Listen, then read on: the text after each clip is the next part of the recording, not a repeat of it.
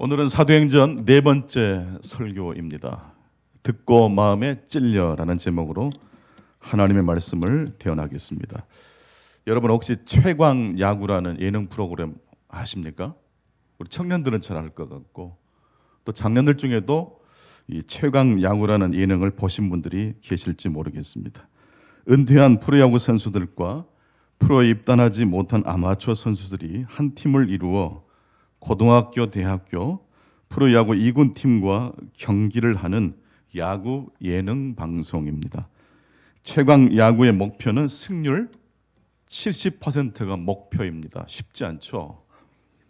만약 승률 70%를 달성하지 못하면 이 프로그램, 이 예능은 자동적으로 폐지가 됩니다. 작년 마지막 4경기를 남겨놓고 2승만 하면 승률 70%를 달성할 수 있었는데 그만 내리 2경기를 지고 말았습니다. 남은 2경기를 다 이겨야지만이 승률 몇 퍼센트가 돼요? 70%. 그래서 시즌 3가 계속 이어져 갈 수 있는데 남은 2경기가 얼마나 조마조마했는지 모릅니다. 그리고 극적으로 2경기를 승리했습니다. 최강 야구 덕분에 야구에 대한 인기가 급상승하고 있습니다. 그 공로를 인정받아 최강 야구팀이 19회라는 그런 단체에서 주는 상까지 받았습니다. 여러분, 최강 야구가 성공할 수 있었던 원동력, 그 비밀은 어디 있을까요? 저는 최강 야구팀의 감독인 김성금 감독을 꼽고 싶습니다. 돈 받으면 프로다. 김성근 감독이 선수들에게 했던 말입니다. 이 말을 하게 된 계기가 있었습니다. 최강 야구 이 몬스터 팀이 고등학생 야구 팀과 경기를 했는데 졌어요. 패배했어요. 그날 경기를 마치고 선수들끼리 하는 말을 김성근 감독이 엿들은 겁니다. 우리가 프로 출신인데 아마추어와 시합에 졌다는 게 너무 창피하다. 선수들이 그렇게 말을 주고받는 것을 듣게 됩니다. 우리가 프로 출신인데 이래봬도 왕년에 잘 나갔던 사람들인데 아마추어 고등학교 선수들에게 졌다니 창피하다라는 것입니다. 이 말을 듣던 김성근 감독이 화가 났습니다. 특별히 프로 출신이라는 이 단어에 너무너무 화가 났다고 합니다. 왜냐하면 비록 프로 야구 선수 출신이지만 지금도 여전히 프로이기 때문입니다. 프로는 기준이 뭡니까? 돈 받으면 프로예요. 방송국에서 선수들에게 연봉을 주지 않습니까? 그래서 김성근 감독은 프로 출신이 아니라 지금 너희들이 프로다라고 말을 해준 겁니다. 한 번도 생각해 보지 못했던 말입니다. 그 말을 듣고 선수들의 마음이 어땠겠습니까? 찔린 거죠. 맞구나. 내가 돈을 받고 있기 때문에 아마추어도 아니고 프로구나. 듣고 마음에 찔려. 오늘 신약의 본문에도 그런 구절이 나옵니다. 오늘 설교의 핵심 주제는 듣고 마음에 찔려라는 이 말씀 속에 담겨 있습니다. 성도 여러분, 언제 사람이 변화될까요? 칭찬과 격려를 받을 때 사람이 바뀔까요? 물론 그럴 수도 있습니다만 사실은 칭찬받을 일을 하지 않았는데 칭찬을 받으면 행복합니까? 기분 나쁩니까? 기분 나빠야 될 일이에요. 자존심 있는 사람이라면. 여러분, 하나님께 칭찬받고 싶으십니까? 그러면 칭찬받도록 열심히 순종하실 수 있기를 바랍니다. 무조건적인 하나님의 은혜도 귀하지만 그 받은 은혜를 응답하는 삶이 굉장히 중요하기 때문입니다. 사람은 자신이 왜 미끄러졌는지, 왜 실패했는지를 깨달을 때 생각을 바꾼다고 합니다. 오순절날 예수님께서 약속하신 성령이 마가의 다락방에 임했습니다. 성령 충만한 제자들은 여러 나라의 언어로 하나님의 큰 일에 대해서 말하기 시작했습니다. 오순절 절기를 맞이해서 세계 곳곳에 흩어졌던 디아스포라 유대인들이 예루살렘을 방문했다가 성령 강림, 성령 충만한 제자들이 자신들이 일상 언어로 사용하던 그 언어를 가지고 무엇에 대해서 말하는 걸 들었어요? 하나님의 큰 일에 대해서 말하는 걸 들었습니다. 외국에 살면 김치도 그립지만 모국어도 그립다고 그랬지 않습니까? 예루살렘에 도착했지만 히브리 사람도 아니고 그렇다고 해서 이방 사람도 완벽하게 아닙니다. 이쪽도 저쪽도 속할 수 없는 이 디아스포라 유대인들이 하나님의 큰 일에 대해서 자신들이 사용하는 언어로 들었을 때 얼마나 감격했겠습니까? 그런데 놀라고 감격한 사람만 있었던 것이 아니라 어떤 사람들 중에는, 그 중에 어떤 사람들은 저 사람들 술 취한 것 아니야 라고 비아냥거린 사람도 있었다고 합니다. 성령 강림의 사건이 120명의 제자들로 하여금 하나님의 일을 말하게 했습니다. 그리고 그 광경을 지켜보던 많은 사람들이 혼란스러워했습니다. 이때 이 혼돈을 질서로 바꾸어질 한 사람이 등장합니다. 누구죠? 사도 베드로입니다. 베드로가 일어서서 설교를 하기 시작했습니다. 그리고 그 설교를 듣고 3,000명이 그날 회개했다고 합니다. 베드로의 설교는 기독교 역사상 최초의 설교입니다. 예수님을 제외하고 이제 기독교가 시작된 지점에 최초로 설교한 사람이 누구라고요? 베드로입니다. 베드로의 설교는 세 가지 특징이 있습니다. 첫 번째로 베드로는 혼돈을 겪고 있는 사람들에게 설교했습니다. 두 번째, 베드로는 담대하게 설교했습니다. 마지막 세 번째로 베드로는 사람들의 마음을 향해 설교했습니다.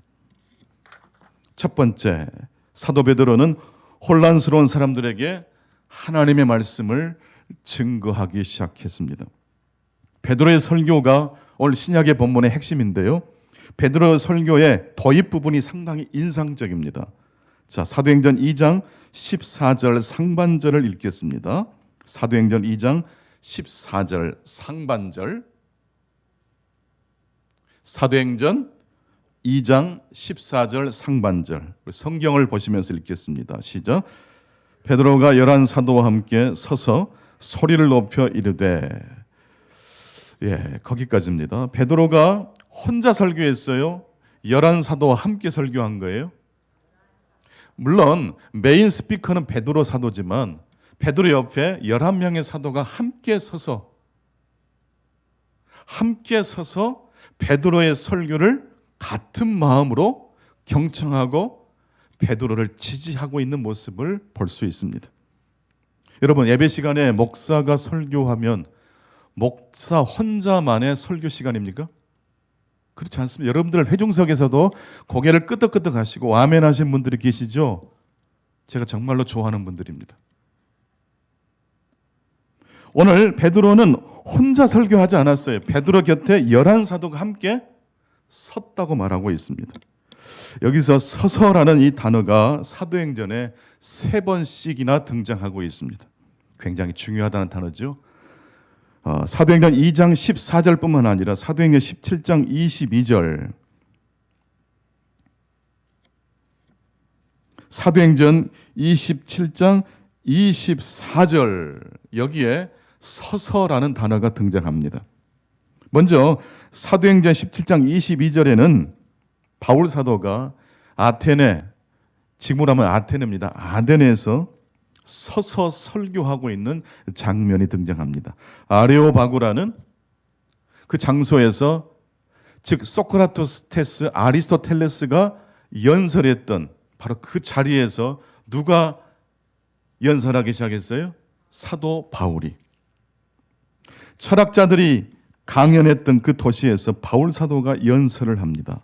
그 내용 중에 이런 내용이 있습니다. 사도행전 17장 23절, 사도행전 17장 23절 같이 읽겠습니다. 시작.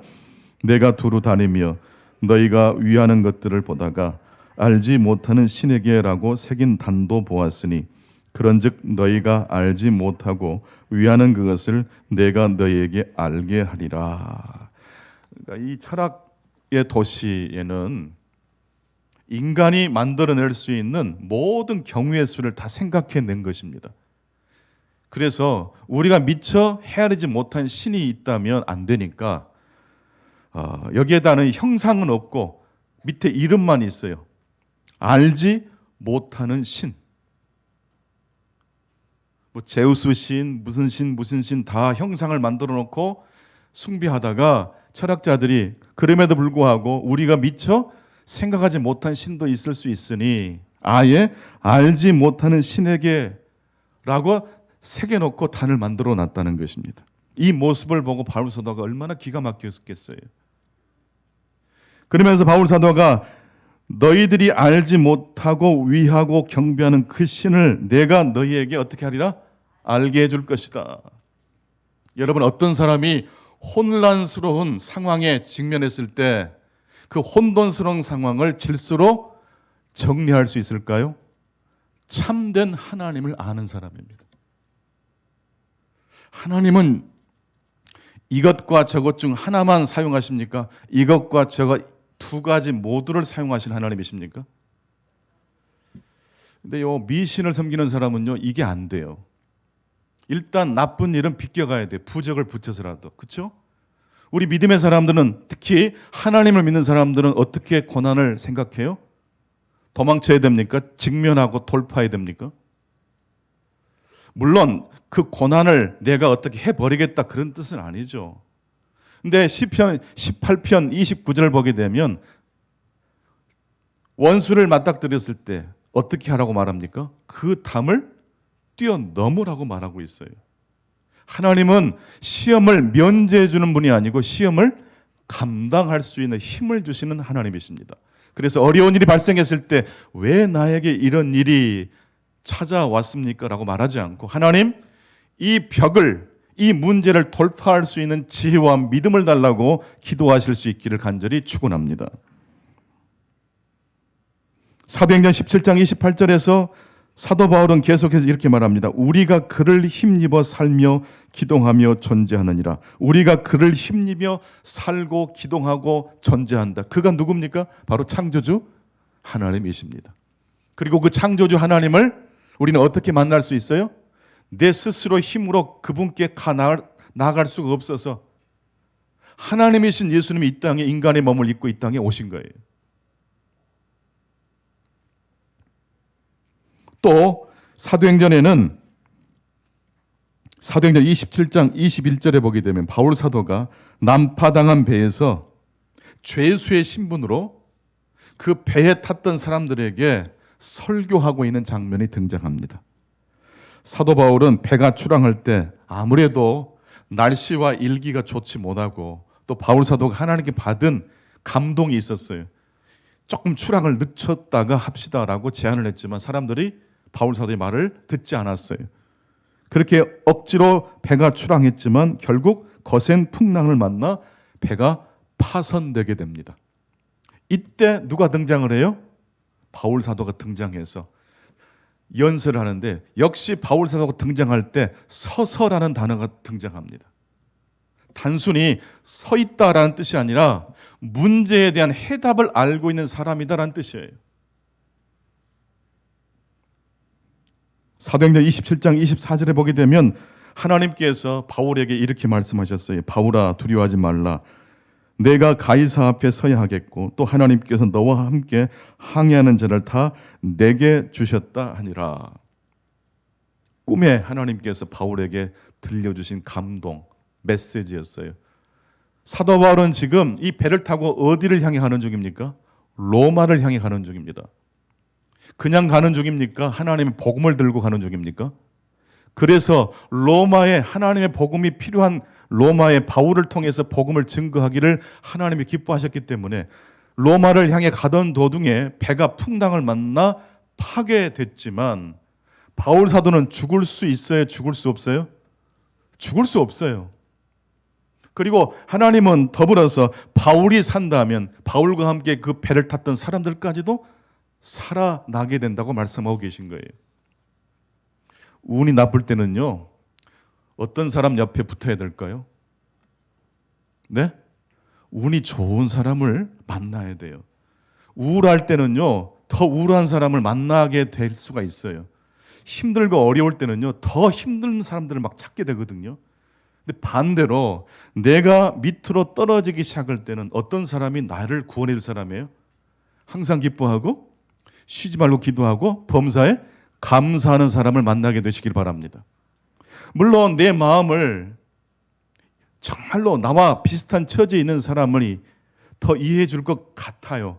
그래서 우리는 힘들고 시험에 들면 더 힘든 사람을 만나게 돼요. 근데 그러면 안 돼요. 바울 사도가 서서 하나님의 말씀을 대언했더니 그 배 함께 탔던 사람들이 바울 사도의 말을 듣고 어떻게 됐어요? 살아났어요.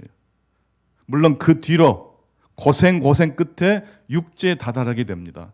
근데 이미 멘탈이 어떻게 됐어요? 멘탈을 잡게 되는 거예요. 그러므로 여러분, 하나님께서 여러분에게 맡겨주신 사명이 무엇인지를 생각하실 수 있기 바랍니다. 왜냐하면 사명자는 죽지 않기 때문입니다. 그 비슷한 맥락에서 오늘 베드로가 서서 설교하고 있는 겁니다. 성령 충만한 그 성령 강림으로 인해서 사람들이 하나님의 큰 일을 여러 가지 언어로 설명하고 있을 때 그 모습을 놀라는 사람뿐만 아니라 술 취한 거 아니야? 비아냥거린 사람도 있었습니다. 이때 베드로가 일어나서 이 성령 강림의 의미를 요엘서를 풀어서 다윗의 이야기를 풀어서 설명하고 있는 장면이 오늘 본문입니다. 혼돈스러운 상황에서 서서 하나님의 말씀을 설명하고 있습니다. 여러분, 서서라는 이 단어를 밑줄 그으시고 동그라미를 쳤어요. 어떤 사람이 서서 하나님 말씀을 증거할 수 있습니까? 균형 잡힌 시각을 가진 사람이에요. 지금 당장 배가 부서지고 앞에 캄캄한 것만 본 사람은 그냥 죽어요.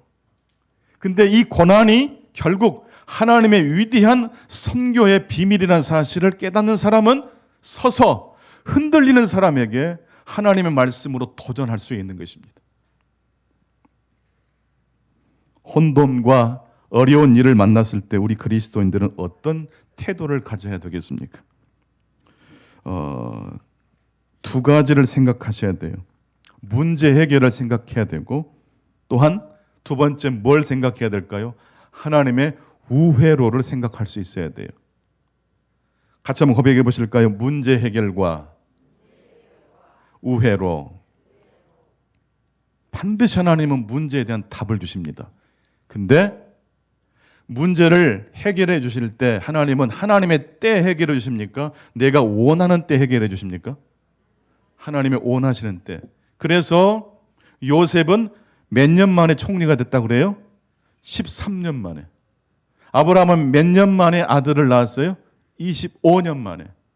분명히 아들을 줄 것이다. 분명히 총리가 될 것이다 약속하셨지만 문제 해결 옆에는 무엇이 항상 따라다녀요?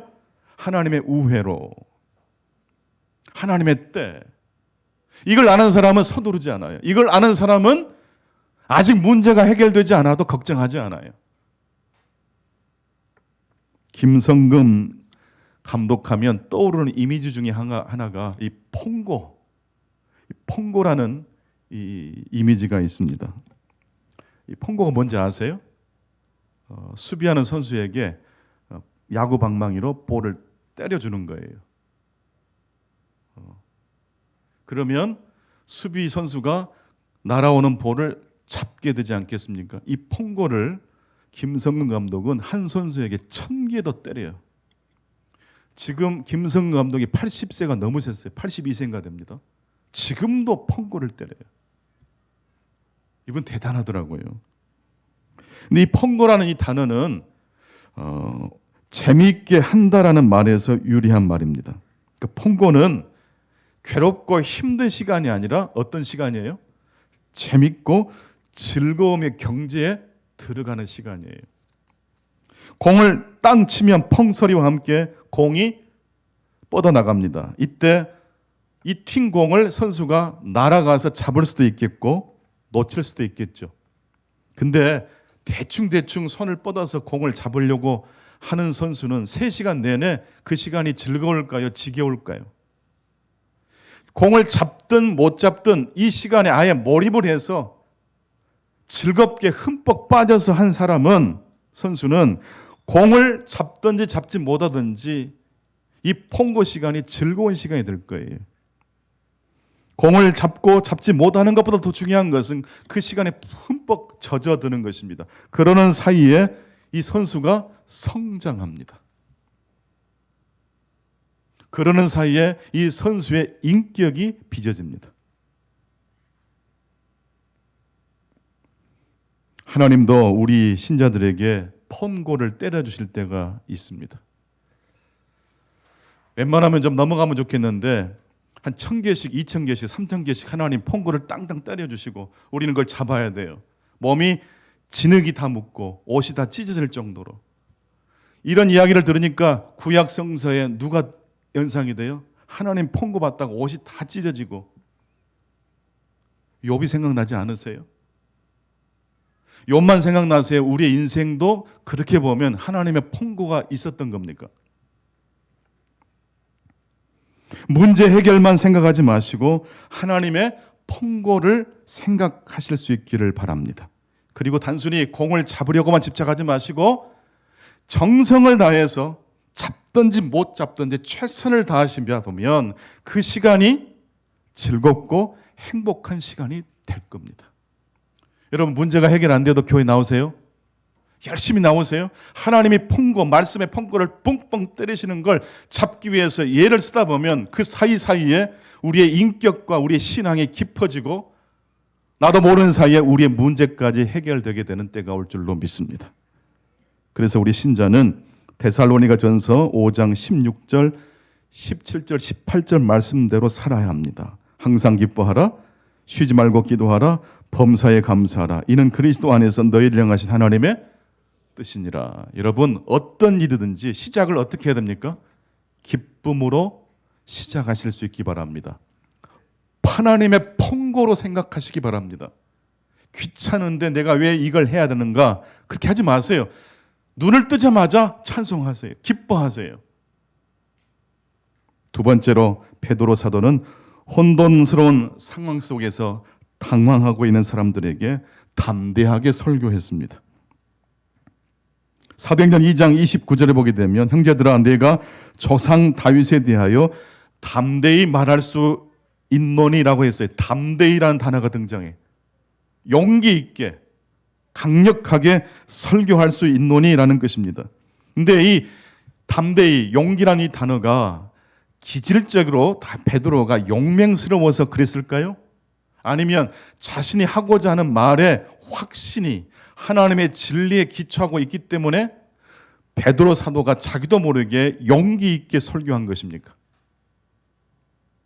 원래 기질적으로 말을 잘하는 사람도 있고 말을 똑똑하게 하는 사람도 있어요. 그런데 여러분, 아무리 말을 잘하고 똑똑하게 말해도 그 말의 근거가 하나님의 진리가 아니면 결국 지나가면 생각도 나지 않아요. 그런데 시골 초라한 시골교회 권사님이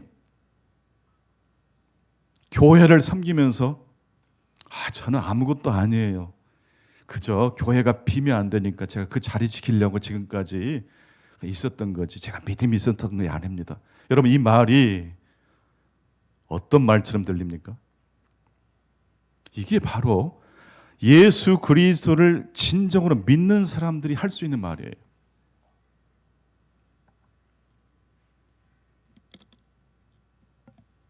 그리고 베드로 사도는 왜 이런 성령 사건이 일어나는지를 요엘서와 다윗의 시편을 쭉 풀어가며 설명하다가 결국 사도행전 2장 36절에 도달합니다. 이게 사실 이 베드로 설교의 핵심이거든요. 너무너무 중요한 말씀이니까 함께 읽겠습니다. 사도행전 2장 36절 시작. 그런즉 이스라엘 온 집은 확실히 알지니 너희가 십자가에 못 박은 이 예수를 하나님은 주와 그리스도가 되게 하셨느니라 하니라.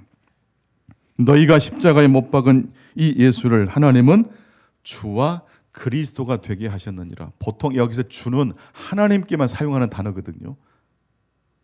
근데 예수가 그리스도 메시아일 뿐만 아니라 하나님과 같은 주님이라고 이야기하고 있어요. 예수가 어떻게 죽었죠? 병들어 죽었나요? 십자가에 달려 잔인하게 죽었나요? 여러분, 십자가에 죽임을 당한다는 것, 그건 저주 행벌로 생각하거든요. 유대인들은 그래서 예수의 십자가 죽음을 인정 못했어요. 실패자라고 낙인을 찍었어요. 근데 베드로 사도가 그것을 믿고 있는 유대인들 향해서 아니야, 너희들이 잘못 생각했어. 너희들이 십자가에 못 박은 예수, 저주받은 예수는 하나님께서 주와 그리스도가 되게 하셨어. 이게 보통 담대함이 없이는 할 수 없는 설교입니다. 잘못하면 매 맞아 죽을 수 있어요. 불경죄로. 근데 베드로를 말릴 사람이 없어요. 베드로의 눈에서 지금 불꽃이 튀어요. 베드로는 살기 위해서 신앙생활하는 사람입니까? 하나님의 비전을 위해서 목숨을 바친 사람입니까? 살기 위해서 직장생활하면요, 월급날만 기다려요. 근데 일을 위해서 직장생활하는 사람은요, 일이 즐거워요. 살기 위해서 직장생활하면요, 상사의 눈치를 볼까요, 보지 않을까요? 눈치를 봐요. 어떻게 하면 승진할 것인가. 근데 일이 재밌는 사람은요, 승진 이런 게 중요하지 않아요. 상사가 일에 있어서 프로적인 생각을 못하면 반기를 들어야 들지 않아요? 반기를 들어요. 팀장님 그거 아닌 것 같아요. 이렇게 하지 일이 퀄리티가 높아집니다. 그래서 불이익을 당해도 상관없어요. 그런 용기, 용맹은 어디에서 비롯된 겁니까? 일에 대한 애착이 그 사람을 그렇게 만든 거예요. 오늘도 우리 사회가 변화되려면 사람 눈치 보는 사람, 그런 사람이 높은 데 올라가면 안 돼요. 일에 대한 신념 있는 사람, 하나님의 비전을 놓고 일하는 사람이 이 사회를 이끌어갈 것이라고 저는 믿습니다. 너희들이 십자가에 못 박은 이 예수를 하나님은 주와 그리스도가 되게 하셨다. 여러분, 예수 그리스도를 생각하고 선포하면 담대한 용기가 생길 줄로 믿습니다. 여러분, 이 말씀 구절을 다시 보세요. 너희가 십자가에 못 박은 예수를 하나님이 주와 그리스도가 되게 하셨다고 했어요. 십자가, 이 세상에서 더 이상 내려갈 곳이 없는 바닥. 그 바닥에 내려가신 예수를 누가 올리셨어요? 하나님이 올리셨어요. 여러분, 왜 우리들이 두려움과 공포가 있는지 아세요? 막 떨어질까 봐 두려워서 막 두려운 거예요. 내 명예가 떨어질까 봐, 내 건강이 흔들릴까 봐 두렵잖아요. 이럴 때 예수 그리스도를 앙망하실 수 있기를 바랍니다. 예수는 어디까지 내려가셨어요? 가장 낮은 자리 음부에까지 내려가셨잖아요. 그 예수를 하나님은 그대로 두지 않으시고 살아나게 하셨습니다. 그래서 우리가 예수 그리스도 이름을 부르면 우리가 매어있는 자리, 우리가 넘어진 자리, 모든 걸 상실해버린 자리가 다시 시작할 수 있는 자리로 변화될 수 있습니다. 히브리서 13장 12절, 그러므로 예수도 자기 피로써 백성들을 거룩하게 하려고 성문 밖에서 고난을 받으셨느니라. 여러분, 예수님은 이 세상의 중심이시죠? 믿으십니까? 근데 예수님은 어디에서 십자가를 돌아가셨어요? 성문 밖, 중심과 주변부가 만나고 있는 장면이에요. 여러분, 예수님을 만나려면 여러분 고개를 올려다 봐야 됩니까? 여러분 옆을 살짝 돌아봐야 됩니까? 예수님의 십자가는 두 명의 강도가 십자가에 못 박힌 그 십자가 사이에 예수의 십자가가 있죠. 저는 항상 그 말씀 묵상할 때마다 두 명의 강도 중 한 사람이 누구라고 생각할까요? 저라고 생각해요. 그러니까 예수님은 어디에 계셔요? 제 옆에 계셔요. 내가 바닥을 칠 때, 소망을 잃어버렸을 때 고개를 살짝 돌리면 누가 계셔요? 예수님이 계셔요.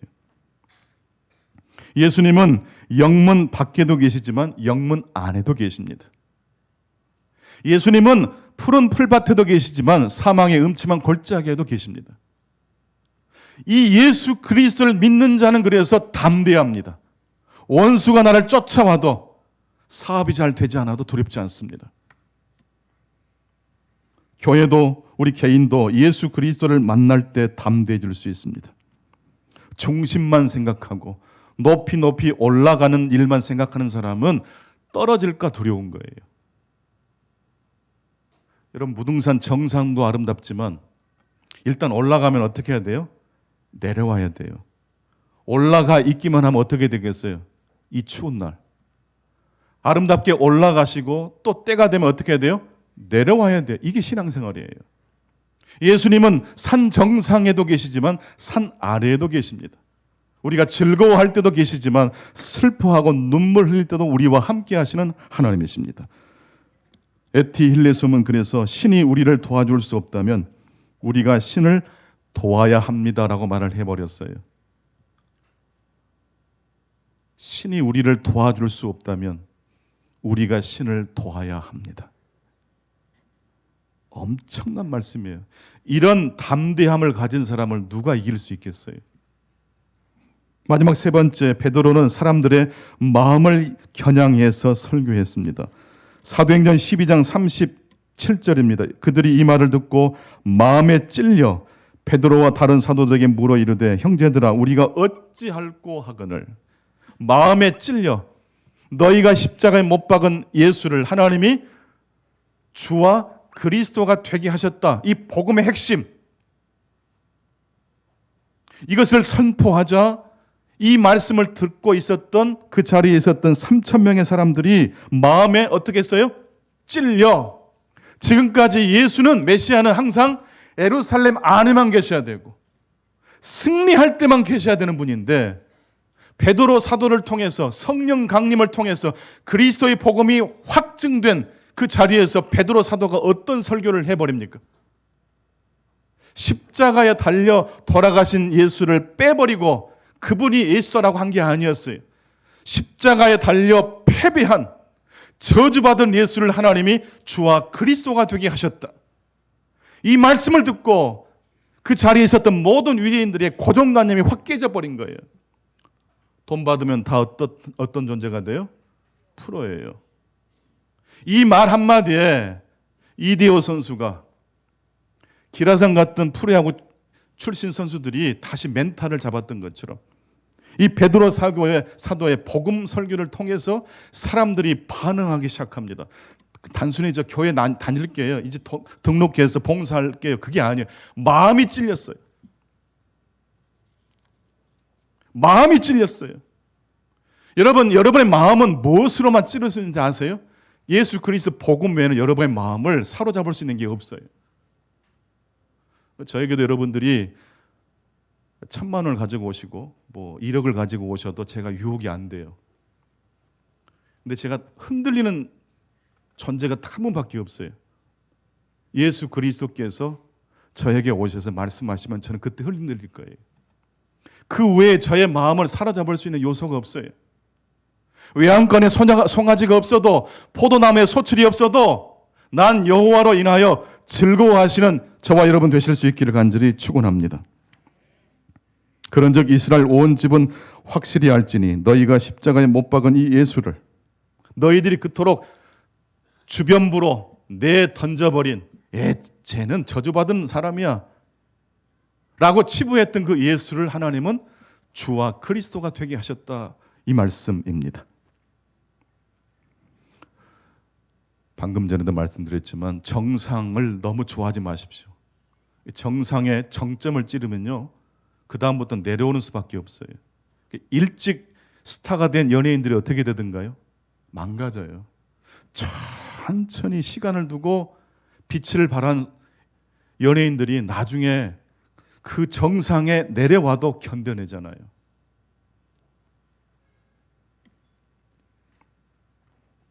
다시 마지막으로 김성등 감독 이야기입니다. 김성등 감독은 SK 야구단에서 3번이나 우승을 거머쥔 명장입니다. 그런데 김성근 감독에게 생애 최고의 순간을 물으니까 우승했을 때가 아니라 쌍방울 야구단에서 준우승했을 때라고 이야기하셨습니다.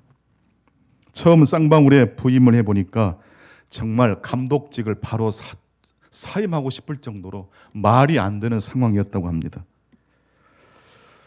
가장 밑바닥이 이런 것이구나 그런 생각이 되었습니다. 그런데 순간적으로 밑바닥은 다시 우리들이 그 근거를 잘 찾아내면 올라갈 수도 있는 곳 아닌가 생각을 바꿨어요.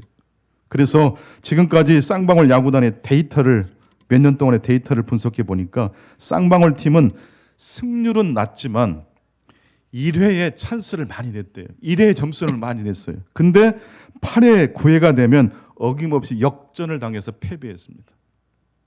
이게 몇 년 동안 데이터를 분석하니까 초반전에는 잘하는데 마지막 끝 마무리가 안 돼서 패배했다는 것이었습니다. 그런데 쌍방울 팀에는 특별하게 잘하는 투수도 없었고 타자도 없었어요. 어떡합니까? 선동열 선수 같은 그런 선수가 좀 한두 명 있으면 그래도 할 수 있을 텐데 버티지를 못하는 거예요.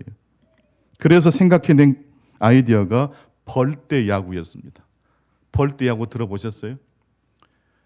투수가 보통 한 경기에 선발 투수가 6회 이상을 던지거나 8회, 9회까지 완투를 하지 않습니까? 그런데 김성근 감독은 이게 다 투수들이 부실부실하니까 아예 한 경기에 7, 8명의 투수를 투입해버린 거예요.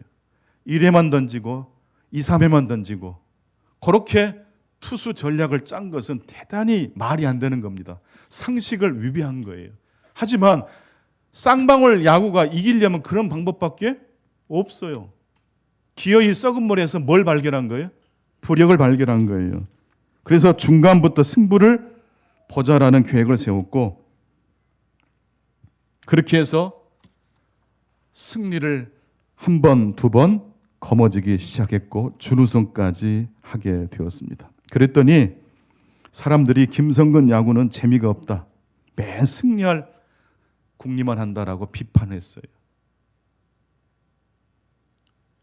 근데 여러분, 김성근 감독은 상식의 길이 아닌 새로운 길을 발견한 거예요. 이 새로운 길이 성경에 나와요. 바로 그 엑소더스예요. 새로운 길, 엑스크, 밖으로, 호도스, 난 길. 십자가와 부활은 엑소더스입니다. 새로운 길입니다. 어떻게 저주받은 자가 부활합니까?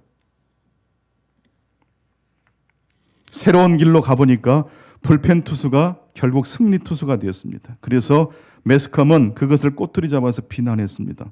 근데 여러분 지금 이 벌떼 야구가 지금도 합니까? 지금은 하지 않습니까? 지금은 이게 상식이 됐어요.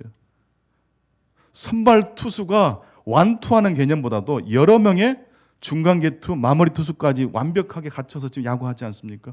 우리나라만 그렇게 합니까? 일본도 그렇게 합니까? 일본만 그렇게 합니까? 미국도 그렇게 합니까?